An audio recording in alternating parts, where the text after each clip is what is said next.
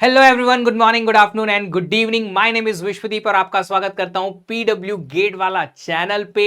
Gate computer science का paper हो चुका है। अब आप सब लोग जो हैं आगे की अपनी रूपरेखा तैयार करने के लिए मेरे साथ में रेडी हैं। तो जी हां दोस्तों, ये सेशन सिर्फ इसीलिए लेकर आया हूं मैं उन सारे स्टूडेंट्स के लिए जिन्होंने इस बारी का गेट पेपर लिखा है। अब आगे क्या करना है, क्या सीखना है, आगे कैसे प्लान करना है, क्या हम एमटेक में एडमिशन लेंगे या पीएसयू एग्जाम लिखेंगे या इंटरव्यू बेस्ड एडमिशन के लिए तैयारी करेंगे या फिर क्या हम दूसरे कॉलेजेस के एग्जाम लिखेंगे, क्या हम वापस से तैयारी करेंगे, सारी चीजों के बारे में मैं बेसिक से डिटेल तक आप सब लोगों को इस पर्टिकुलर वीडियो में बताने वाला हूं। तो सबसे पहले तो देखो बच्चों, ऐसा है कि तीन कैटेगरी में यहां पे मैंने बात की हुई है। आप देखो कि आपका पेपर गया कैसे है। क्या आपका पेपर बहुत बढ़िया गया है? एक्सपेक्टेशन है कि आपने मैक्सिमम नंबर ऑफ क्वेश्चन सही किए हैं। अब आप लोगों ने एनालिसिस वीडियो तो दोनों देख लिए होंगे, सेट वन और सेट टू के, जब हमने क्वेश्चन डिस्कस किए और आंसर डिस्कस किए। नहीं देखे हैं तो पीडीएफ हमने रोल आउट कर दी होगी। अगर वो नहीं मिली है तो देख लो टेलीग्राम चैनल पे और यूट्यूब से आपको लिंक के थ्रू वो ओपन करने को मिल जाएगी। चेक कर लो कि आपके मैक्सिमम नंबर ऑफ क्वेश्चन सही आ रहे हैं कि नहीं आ रहे हैं। अगर आपको नंबर ऑफ क्वेश्चन ज्यादा अच्छे लग रहे हैं कि हाँ सर हमारे मार्क्स अच्छे आ रहे हैं, 70, 75, 60, 65, अच्छे 85 प्लस भी हैं, 80 प्लस भी हैं जिनका पेपर अच्छा गया है, तो वो क्या करेंगे? प्रिपेयर फॉर एमटेक एडमिशन, ये करेंगे। आप एमटेक के एडमिशन की तैयारी शुरू करो भैया। अब एडमिशन की तैयारी में करना क्या है? कोडिंग वगैरह पे ध्यान दे दो थोड़ा सा, है ना, क्योंकि आगे जाके आपको कोड तो करना ही पड़ेगा। प्लस आप थोड़ा स्किल डेवलपमेंट पे काम कर लो। अगर आपको लगता है कि एमटेक मुझे एआई एमएल या फिर किसी स्पेसिफिक डोमेन में ही करना है, आपका वो विशेष प्रेम है उस तरफ, आपका झुकाव है, इंक्लिनेशन है, तो आप उसके लिए थोड़ा सा डोमेन नॉलेज लेना शुरू करो। प्रोग्रामिंग लैंग्वेज पाइथन जैसे है, उसके अलग अलग लाइब्रेरीज जो एमएल के लिए यूज होती है वो सीखना शुरू कर दो।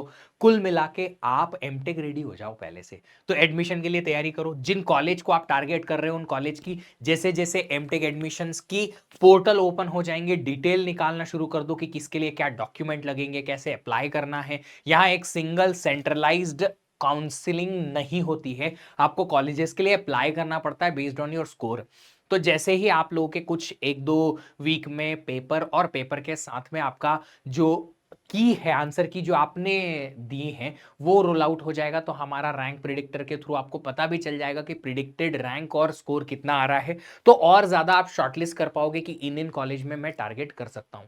पर मोटा मोटा जिनका पेपर अच्छा गया है वो अब एमटेक एडमिशन की तैयारी शुरू कर दो। कोडिंग जिन्होंने नहीं की है वो कोडिंग करना चालू कर दो। जिन्होंने skill development, product development, project development वगैरह नहीं किए वो कर लो। 5-6 महीने हैं एमटेक एडमिशन के पहले कि आपका एमटेक कॉलेज शुरू हो उसके पहले। तो अब इस टाइम को यूटिलाइज कर लो, क्योंकि आदत तो डल गई है। 8 घंटे 10 घंटे इतनी दिन से पढ़ ही रहे हो ना, तो आदत तो डल गई है, तो कुछ नया पढ़ लो। कम से कम अच्छा ही आपका जो है करियर रहने वाला है। अब जिन बच्चों का पेपर अच्छा नहीं गया है मैं उनके लिए पहले बात करता हूं, इन तक आऊंगा क्योंकि ज्यादा चंक यहां पे हमारे पास। तो जिनका पेपर अच्छा नहीं गया है, दो ऑप्शन है। या तो आप अदर एग्जाम्स की तैयारी करो, अलग अलग कॉलेजेस के अपने अपने अलग एग्जाम्स होते हैं। दूसरे बहुत सारे कॉलेजेस जो हैं वो बहुत सारे अलग अलग एग्जाम कंडक्ट कराते हैं। तो क्या आप उन एग्जाम्स की तैयारी करने जाने वाले हो? अगर ऐसा है तो अदर एग्जाम्स की तैयारी करो या फिर वापस से रिपीट करोगे गेट का एग्जाम, गेट 2027। ये अभी से डिसाइड कर लो, क्योंकि अगर पेपर अच्छा नहीं गया है तो आपको ये समझ में आ जाएगा कि क्यों नहीं गया। क्या आप लोगों ने प्रिपरेशन अच्छी नहीं की, इनफ समय नहीं दिया प्रैक्टिस या रिवीजन या टेस्ट या एनालिसिस या किसी चीज को लेके? अगर ऐसा हुआ है तो आप वापस से अगर 1 साल स्पेंड करेंगे गेट की प्रिपरेशन में तो क्या बेहतर करेंगे? क्या आप जो इस साल की कमियां थी उनको पूरा कर पाएंगे? क्योंकि जिस तरीके से क्वेश्चन पेपर मैंने देखा वो लगा कि यार बहुत सारे ऐसे क्वेश्चन थे जो डायरेक्ट डायरेक्ट पूछे गए हैं, 1-1 मिनट में आंसर आने वाले थे। गेट में हर साल होता है, इस बार भी हुआ। तो अगर ऐसे क्वेश्चन भी आपसे नहीं बन रहे हैं तो डेफिनेटली ये कहीं ना कहीं तकलीफ देने वाली बात है बॉस, कि यार आप सब ऐसा क्यों कर नहीं कर पाए? क्यों? क्योंकि पढ़ा ही नहीं, प्रैक्टिस ही नहीं की, रिवीजन ही नहीं किया, तो इश्यू आया। अब आपके पास नहीं सर इसी साल ही एडमिशन लेना है चाहे कैसा भी कॉलेज मिले, तो जो कम रैंक पे जो ठीक ठाक कॉलेज मिलता है वो ले लो, या फिर दूसरी बार गेट की तैयारी शुरू करो। अभी थोड़ा ही डिसीजन अभी से ले लेना, ताकि जितना जल्दी स्टार्ट करोगे उतना ज्यादा प्रिपरेशन की तरफ या जो भी आपका एंड गोल है वो उसकी तरफ जा पाओगे। डिसाइड कर लो, 2-4 दिन 5 दिन 1 वीक में डिसाइड कर लो कि आगे करना क्या है। ठीक है, पेरेंट्स आपके जो भी शुभचिंतक हैं, आसपास के लोग जिनसे आप करियर एडवाइस लेते हो, उन सबसे बात कर लो। मैं भी आप लोगों के साथ लाइव आऊंगा टेलीग्राम चैनल पे। हमारे जो टेलीग्राम चैनल्स हैं ऑफिशियल कंप्यूटर साइंस का, प्लस मेरा जो है विश्वदीप सर पीडब्ल्यू, वहां भी, ताकि आप लोग पर्सनली वहां से भी कनेक्ट कर लें। यूट्यूब पे भी लाइव आ जाऊंगा अगले वीक में। पहले गेट डीए का पेपर और हो जाने देते हैं, बट अगर ऐसा है तो उस चीज के लिए आप लोग जो है वो हो जाए, उसके बाद फिर मैं यूट्यूब पे भी लाइव आके आप लोगों से डिस्कशन करूंगा। अब बात करते हैं जिनका पेपर मॉडरेट गया, इनके पास भी सेम ये वाले तो ऑप्शन है ही कि नहीं सर हम अदर एग्जाम्स के लिए भी तैयारी करेंगे, ताकि अगर उससे कुछ अच्छा college like triple IT Hyderabad type का कॉलेज मिल गया तो वो हम तैयार करें। प्लस हम और ऑप्शन क्या हो सकते हैं, और ऑप्शन ये हो सकते हैं कि हम इंटरव्यू बेस्ड एडमिशन की तरफ जाएं। हर एक बड़े कॉलेज में इंटरव्यू बेस्ड एडमिशंस होते हैं एमटेक रिसर्च के। अब इसके लिए इंटरव्यू देना पड़ता है। आपको लगता है कि सर मेरी प्रिपरेशन कुछ कोर्सेज की तो बहुत अच्छी थी और उनसे ही मुझे maximum number of marks score हो रहे हैं, कुछ कोर्सेज मैंने छोड़ दिए थे, तो अदर एग्जाम्स के लिए उन कोर्सेज को आप पढ़ लेना। जिन लोगों ने ठीक ठाक पढ़ा फिर भी प्रैक्टिस नहीं हुई, या आज के दिन कुछ अच्छा नहीं हो पाया, रीजन आई मीन एग्जाम वाला हो सकता है, बहुत बार ऐसा होता है कि बच्चे ने पढ़ाई बहुत अच्छी की है, नॉलेज बहुत अच्छा है, बट उस दिन एग्जाम में वो प्रिपरेशन रिफ्लेक्ट नहीं हो पाई। तो नॉलेज तो है ही, तो आप इंटरव्यू बेस्ड एडमिशन के लिए तैयारी करो। हर एक बड़े कॉलेज एमटेक रिसर्च या एमटेक एमएसआर के नाम से या एमटेक आरए के नाम से कॉलेज में, हर एक बड़े कॉलेज में एक पर्टिकुलर एडमिशन होता है जिसमें वो एक पर्टिकुलर फील्ड में आपको रिसर्च असिस्टेंट के तौर पे, एमटेक रिसर्च असिस्टेंट के तौर पे लेते हैं, जिसमें 2 साल में से 1.5 साल, 2 से 3 साल का कोर्स होता है। उसका पूरा डिटेल वीडियो मैंने बना रखा है, एमटेक वर्सेस एमटेक आरए में क्या डिफरेंस है, तो वो देख लेना। एमटेक आरए के लिए ट्राई कर लो, कॉलेज बड़ा मिल जाएगा, प्लेसमेंट सेम मिल जाएगा, कम रैंक पे भी मिल सकता है, बस इंटरव्यू क्रैक करने की आपको देरी है। तो आप देख लो कि आपको करना क्या है। और लगता है कि नहीं सर मॉडरेट पेपर इसलिए गया क्योंकि काफी सारे कोर्सेज छूट गए थे, बट जो किए थे उससे एक्यूरेसी अच्छी थी और अगले साल हम इसको और बेहतर कर सकते हैं। वो बच्चे जो थर्ड ईयर में ही हैं और फाइनल ईयर में और बेहतर करना चाहते हैं, तो उनके लिए तीसरा ऑप्शन ये है कि आप फिर से रिपीट करो गेट 2027। तो ये आपके पास में 3 अलग अलग टाइप के लोगों के लिए 3 अलग अलग चीजें यहां पे मैंने मेंशन की हुई हैं। अब बच्चों को थोड़ा सा यहां पे ये आता है सर ये अदर एग्जाम्स हैं क्या, तो कुछ एग्जाम्स के नाम हैं। गेट, बिना गेट के जहां जहां एडमिशन हो जाता है, लास्ट ईयर तक आईआईटी गांधीनगर में बिना गेट के एडमिशन हुआ था। आई ट्रिपल आईटी हैदराबाद का अपना खुद का एग्जाम होता है पीजीडब्ल्यू के नाम से। फिर हमारे पास ट्रिपल आईटी दिल्ली का अपना खुद का एग्जाम होता है। ISI Kolkata one of the best in the statistics, और यहां से एमएल इंजीनियर एआई इंजीनियर वगैरह बनते हैं, इसका अपना खुद का एग्जाम होता है। गेट बेस्ड और नॉन गेट दोनों का एडमिशन यहां होता है, ट्रिपल आईटी दिल्ली में भी होता है। बिट्स पिलानी का अपना एग्जाम होता है जो कि बहुत आसान होता है गेट के कंपैरिजन में।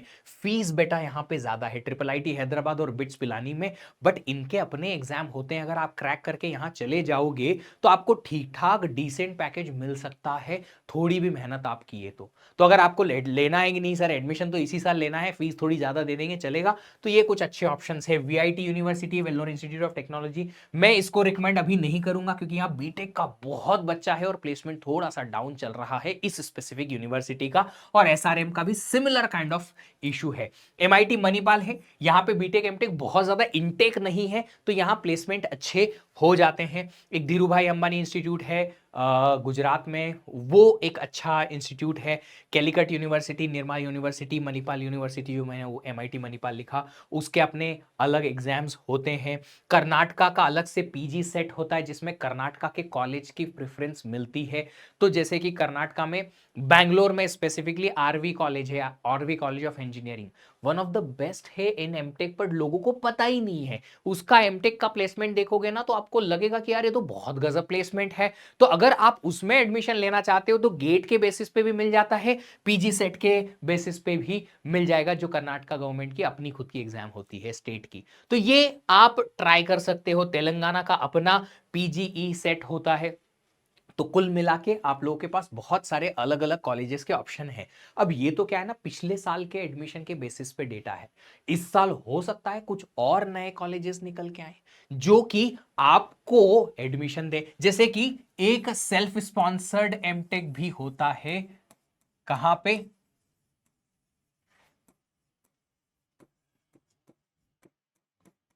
आईआईटी हैदराबाद में। और इस बार अगर आप देखें इसी साल का डेटा अगर मैंने देखा तो इसमें होता क्या है, अगर जिसका क्वालिफिकेशन अच्छा नहीं आता, गेट के बेसिस पे अच्छा एडमिशन नहीं मिल पा रहा है, तो वो बच्चा यहां अप्लाई करता है, उसका इंटरव्यू होता है, और अगर आप इंटरव्यू में क्रैक कर लेते हो इंटरव्यू, तो आपको एमटेक में एडमिशन यहां मिल जाता है। सेल्फ स्पॉन्सर्ड एमटेक का मतलब है आपको स्टाइफंड नहीं मिलेगी, फीस ज्यादा देनी पड़ेगी, बट भैया रिटर्न ऑफ इन्वेस्टमेंट है, क्योंकि ये आईआईटी है, ऊपर से बड़ा सिटी है हैदराबाद, तो यहां प्रोफेसर, रिसर्च, जो स्पॉन्सरशिप आती है, वो इंटर्नशिप्स आती हैं, वो प्लेसमेंट आते हैं, वो सब कुछ बहुत शानदार है।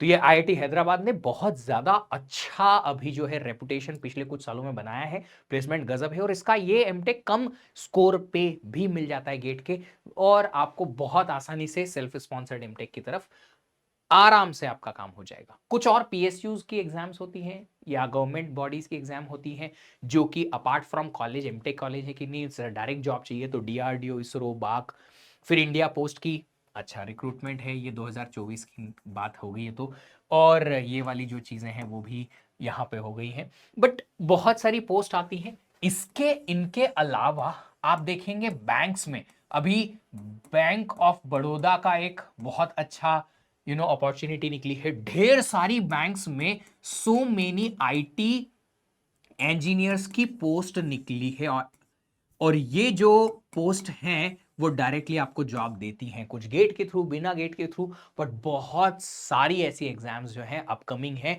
ऐसी बहुत सारी वैकेंसीज हैं जो अपकमिंग है। अच्छा, यहाँ पे एनआईसी आता था, नीलीट आता था, जो कि अब हट गया है, क्योंकि अभी थोड़े दिन पहले ही नोटिफिकेशन आया कि इस बारी तो वो गेट के थ्रू ही लेने वाले हैं आपका एडमिशन। इंटरव्यू बेस्ड एडमिशन के लिए कैसे प्रिपरेशन करना है सर, तो उसका भी थोड़ा सा मैं डिटेल लेके आया हूं। इंटरव्यू बेस्ड एडमिशन के लिए ना आपको प्रेफरेंस बतानी पड़ेगी कि मैं किस पर्टिकुलर फील्ड में रिसर्च करना चाहता हूं, ये मेरा स्ट्रॉन्ग एरिया है और मेरा रिसर्च एरिया ये होगा, आपको ये प्रेफरेंस देनी पड़ेगी। अब ये स्ट्रॉन्ग एरिया तो आप जानते हो, मैं तो बताऊंगा नहीं कि नहीं नहीं तू ओएस लिख दे बेटा, तू टीओसी लिख दे, ऐसे रैंडमली चूज नहीं करना है। जिस कोर्स में आपको बहुत कंफर्ट है कि नहीं यार ये कोर्स में मैं आराम से आंसर दे पाऊंगा इंटरव्यू के और रिसर्च को आगे फॉलो कर पाऊंगा, क्योंकि मैं अच्छा हूं इस पर्टिकुलर कोर्स में, इस पर्टिकुलर कोर्स का मुझे नॉलेज अच्छा है, मुझे इंटरेस्ट भी आता है, तो वो चूज करो। तो आप अपने 2 से 3 बेस्ट ऑफ द कोर्सेस को रिवाइज करो जो आपके अपने हैं, जिनके बारे में आप जब एडमिशन की फॉर्म फिल करेंगे तो प्रेफरेंस देंगे। इसके अलावा आपके प्रोबेबिलिटी, डिस्क्रीट मैथ, डीएसए की कोडिंग पे थोड़ा सा कंसंट्रेट करो। डीएसए, प्रोबेबिलिटी, मैथमेटिक्स और इंजीनियरिंग मैथमेटिक्स, ये तो कॉमन है ही। Data structure, algorithm, engineering mathematics और डिस्क्रीट मैथमेटिक्स, ये कॉमन है, ये नॉलेज बेसिक है, ये तो एक कंप्यूटर साइंस इंजीनियर को आना ही आना चाहिए। इसके अलावा आपके 2 कोर्सेस और भी आ सकते हैं। अगर आपको मैथ में ही इंटरेस्ट है तो कोई इशू नहीं, बट इनके अलावा और कोई, जैसे कि डीबीएमएस में इंटरेस्ट आया सर, तो डीबीएमएस और कर लो। ऐसे आपको और 1-2 कोर्सेस अच्छे से थरली डिटेल में अच्छे से रिवाइज करके जाने हैं, सो दैट आप उन पे बेस्ड इंटरव्यू दे पाए और क्रैक भी कर पाए, क्योंकि आपने प्रिपरेशन की है। तो जब कॉल आएगा, वहां के जो प्रोफेसर्स हैं जो एमटेक रिसर्च में आपको एडमिशन देंगे, वो ले दे के आपसे क्वेश्चन वही पूछेंगे जो आपने गेट में पढ़ा है। अब यहां पे आंसर देने का तरीका बदल जाएगा, आपको बोल के आंसर करना पड़ेगा, तो थोड़ा उसकी भी प्रैक्टिस कर लो। कम्युनिकेशन स्किल्स पे ध्यान दे दो, ये लिखा है मैंने, इंटरव्यूइंग स्किल्स और कम्युनिकेशन स्किल्स पे वर्क कर लो थोड़ा सा। क्यों ऐसा करना है सर, क्योंकि बेटा जी आंसर जब आप बोल के देते हो ना, तो आपके माइंड में तो सब कुछ क्लियर है, दिमाग में सब कंसेप्ट क्लियर है, बट वो सही शब्दों में बैठ नहीं पाता है कभी कभी।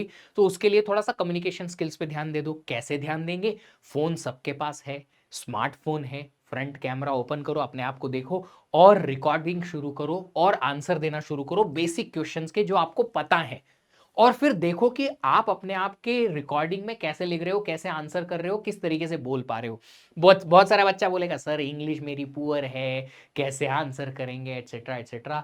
इंग्लिश एक लैंग्वेज ही तो है बच्चा, मैंने भी तो सीखी ही है, मेरा भी स्कूलिंग पूरा हिंदी मीडियम से था। इंजीनियरिंग कॉलेज में भी टीचर सारे हिंदी में ही पढ़ाते थे, टर्म्स खाली इंग्लिश में आती थी और हमें लिखना इंग्लिश में पड़ता था, बट ले दे के हिंदी का ही ज्यादा इस्तेमाल होता था रेगुलर बोलचाल की भाषा में। तो इंग्लिश कभी सीखे ही नहीं। आईआईएससी में आने के बाद इंग्लिश सीखा है कि अच्छा बोलना भी पड़ेगा, क्योंकि बहुत सारे लोगों को हिंदी आती ही नहीं है। तो यहां आने के बाद समझ में आया कि इंग्लिश बोलना इतना जरूरी है, और फिर सीखा और सीख भी गए। प्रैक्टिस करेंगे तो वो भी सीख जाएंगे। थोड़ी टूटी फूटी अगर ग्रामर लिखोगे या बोलोगे शुरुआत में चल जाएगा, धीरे धीरे इंप्रूव हो जाता है। So it's not a big issue. Only thing is जो आप वर्ड्स का चुनाव करते हो और स्टेटमेंट फॉर्म करते हो तो वो ज्यादा क्लियर होना चाहिए in terms of conceptual clarity. आप ये नहीं बोलोगे sir you know this happened then this happened, this is what ये क्या है, मतलब ये होता है तो ये होता है, ये क्या। गोल गोल चक्कर चक्कर घुमाना नहीं है, सीधे सीधे सही एप्रोप्रिएट शब्दों का चुनाव करना है, और वो आपका आंसर देगा किस चीज पे कि आपको कंसेप्चुअली पता तो सब कुछ है बट आप उसको रिप्रेजेंट कैसे कर पा रहे हो। तो इंटरव्यू बेस्ड एडमिशन के लिए आप इतना जो है वो करेंगे। कोडिंग की थोड़ी प्रैक्टिस करेंगे क्योंकि कभी कभी ना कोड पूछ लेते हैं ये लोग, प्लस हमें आगे जाके एमटेक में भी काम आएगा, तो कोडिंग थोड़ा सा स्क्रैच से स्टार्ट करके और काम उसके ऊपर हम कर सकते हैं। चलिए, तो ये इतना था कि गेट एग्जाम हो गई, उसके बाद क्या करना है। अच्छा, एक चीज और इसमें मैंने मिस की है, और वो है गेट डीए के बच्चे क्या करें सर, है ना। तो जब सीएस का पेपर हो गया है तो एक वीक के बाद आप डीए का पेपर अगर लिखना चाहते हैं तो उसके अटेम्प्ट कर लो। उसके लिए जो आप इस एक पर्टिकुलर वीक में करोगे तो आपको 2 से 3 मॉक और लिख दीजिएगा, फॉर्मूला रिवीजन वगैरह तो करेंगे ही। 10 फरवरी को एक AIMT होने वाला है गेट डीए का, वो ले लेना, है ना। तो आपको फ्री में एक तो मॉक टेस्ट मिल जाएगा, एक आध और लिख देना, अगर बहुत ज्यादा नहीं लिखे हैं तो 3 लिख देना, ज्यादा लिख दिए हैं तो 2 लिख लेना। 10 और 12 को 2 पेपर लिख लेना। आज थोड़ा रिलैक्स करो, एक आध दिन रिलैक्स करो। 10 फरवरी के ऑनवर्ड्स 2 टेस्ट लिख के और आप गेट डीए को अटेम्प्ट कर लेना। ठीक है, चलिए, तो इतना ही इस पर्टिकुलर वीडियो के लिए। आप लोगों को ढेर सारे क्वेश्चंस होंगे दिमाग में कि सर इतना अटेम्प्ट करने पे क्या एक्सपेक्ट कर सकते हैं, इतना अटेम्प्ट करने पे क्या एक्सपेक्ट कर सकते हैं। वो मैं नहीं बता पाऊंगा अनटिल आप मुझे बताओ कि इतने मार्क के इतने और इतने मार्क के इतने और इतने करेक्ट किए हैं। जब तक आप करेक्ट और रॉन्ग नहीं खुद से नहीं देखोगे, मुझे कैसे पता चलेगा। बोलेंगे सर मैंने 20 क्वेश्चन अटेम्प्ट किया, 20 क्वेश्चन 1 मार्क के कि 2 मार्क के, सारे कितने करेक्ट हैं उसमें से मुझे क्या पता आपने 20 कौन से वाले क्वेश्चन अटेम्प्ट किए। तो ऐसे अगर क्वेश्चन है, पीडीएफ ऑलरेडी शायद जा चुकी होगी अब तक, तो जब तक ये वीडियो आएगा तब तक नहीं गई है तो कुछ ही देर में आ जाएगी। आपको दोनों सेट की पीडीएफ मिल जाएगी, उसमें आंसर चेक कर लो, कितने क्वेश्चन आपने अटेम्प्ट किए उनमें से कौन सा सही आ रहा है कौन सा गलत आ रहा है, मार्क्स गिनती गिन लो, फिर समझ में आ जाएगा कि कितने मार्क्स आ रहे हैं। उसके बेसिस पे हम आगे का डिसाइड कर लेंगे। मार्क्स स्कोर एटसेट्रा एटसेट्रा के वीडियोस जो हैं हम और अपकमिंग डेज में लाते रहेंगे। पोस्ट गेट गाइडेंस लाते रहेंगे कि कौन कौन से कॉलेज में कैसे कैसे एडमिशन प्रोसेस होने वाली है, सारे नोटिफिकेशन कवर करते रहेंगे, प्रिपरेशन स्ट्रैटेजी कवर करते रहेंगे। फिर भी कोई डाउट रह जा रहा है तो आप लोग कमेंट बॉक्स में कमेंट करके चले जाना, या फिर विश्वदीप सर पीडब्ल्यू गेट, ये एक टेलीग्राम ग्रुप है, उसको ज्वाइन कर लेना। ये आईडी है विश्वदीप सर, इसको ज्वाइन कर लेना, यहाँ पे क्वेश्चन पूछ लेना। यहाँ पे भी मैं लाइव आऊंगा ताकि आप सब लोगों को पोस्ट गेट गाइडेंस और थोड़ा आगे का जो भी प्रॉब्लम है उन प्रॉब्लम को सॉल्व कर पाऊं। जिन लोगों को एमटेक वर्सेस एमटेक रिसर्च में डिफरेंस नहीं पता है उनके लिए वीडियो ऑलरेडी बनाया हुआ है मैंने, देख लेना difference in MTech and MTech RA. तो वो आपको ऑलरेडी मेरा ही वीडियो मिल जाएगा ताकि आप लोगों को डिटेल में पता चले कि दोनों में डिफरेंस क्या है और कैसे एडमिशन प्रोसेस दोनों की होती है, प्लेसमेंट कैसा होता है, एटसेट्रा एटसेट्रा एटसेट्रा। ठीक है, चलिए, thank you, good luck and once again congratulation. आप लोगों ने जो पेपर लिखा है काफी अच्छी मेहनत की आप लोगों ने, जितने भी समय मेहनत की है, हाई प्रेशर सिचुएशन को झेल लिया है, तो बढ़िया है। आगे की तैयारी करते हैं और करियर पे ध्यान देते हैं। Thank you so much, have a great day, happy learning, bye bye.